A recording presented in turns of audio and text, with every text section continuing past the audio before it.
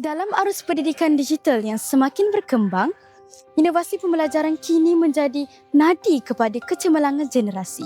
Assalamualaikum warahmatullahi wabarakatuh. Saya Husna Niazi.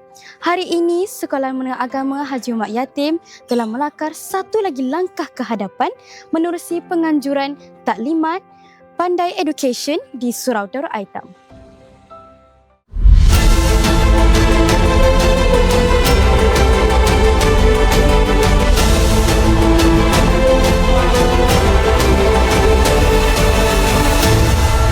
Terokai informasi di Semahmi TV.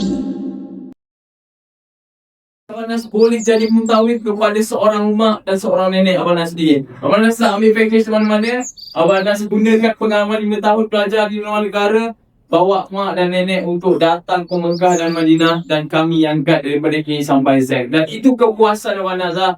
Alright?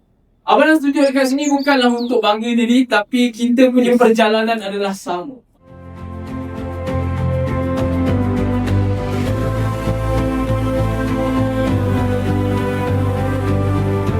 Program yang berlangsung dari jam 8 hingga 9.30 pagi ini melibatkan penyertaan semua guru dan pelajar Semahmi.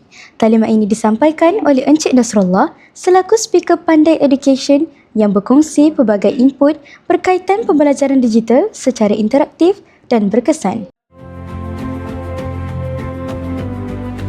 Antara objektif utama Pandai Education adalah untuk membantu pelajar memahami topik pembelajaran dengan lebih mudah melalui teknologi, menyediakan latihan berformat peperiksaan yang selaras dengan silibus semasa, serta meningkatkan motivasi dan pencapaian akademik pelajar secara berterusan.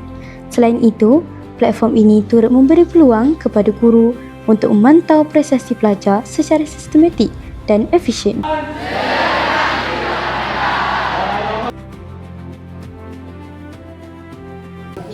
Pendekatan pembelajaran seperti ini bukan sahaja menjadikan proses menimba ilmu lebih menarik, malah mampu membentuk pelajar yang celik teknologi dan bersedia menghadapi cabaran masa hadapan. Nantikan kami di episod yang akan datang. Terokai informasi di Semahmi TV.